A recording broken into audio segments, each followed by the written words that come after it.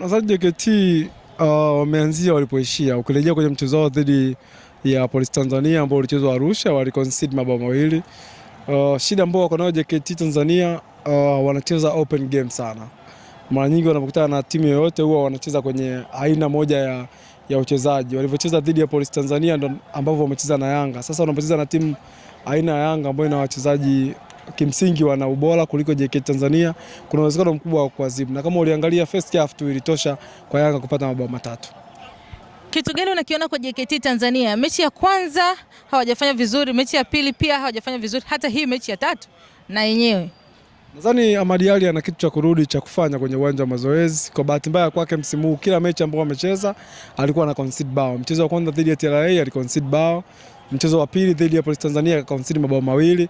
Mchezo wa tatu dhidi ya Yanga akaconcede mabao manne.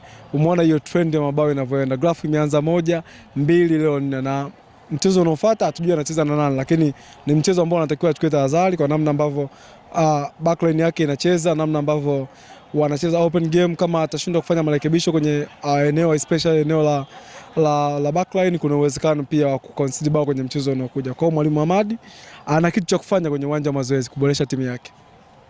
Mwalimu Ahmad ni mmoja kati ya makocha wazawa ambao hata msimu uliopita walikuwa ni mmoja kati ya makocha bora, wakionyesha ubora. Kikosi cha JKT Tanzania kilikuwa kinaonyesha ukakamavu hata kikutana na timu kubwa. Alifika kipindi hadi klabu za Simba zikamhitaji, lakini hakwenda kwa sababu labda ni ya maslahi au na nini. Alitamani project ya JKT aliyoianzisha iendelee kuwa vizuri. Ni kwamba wapinzani tayari wamemsoma. Of course unaweza ukasema, na inawezekana wapinzani wamejua namna ambavyo anacheza. Unajua kitu ambacho mimi nakipenda kwa Ahmad.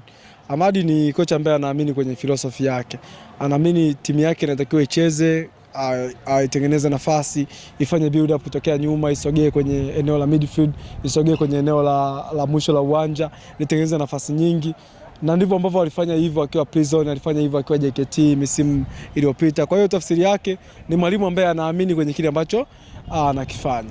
Sasa shida ni kwamba kama unaamini unachokifanya kuelekea kwenye michezo mikubwa kama mchezo dhidi ya Yanga, kama mchezo dhidi ya Simba, lazima kuna zile tahadhari ndogo ndogo uzichukue, kwa sababu hizi timu zina ule ubora ambao unawazidi JKT kidogo.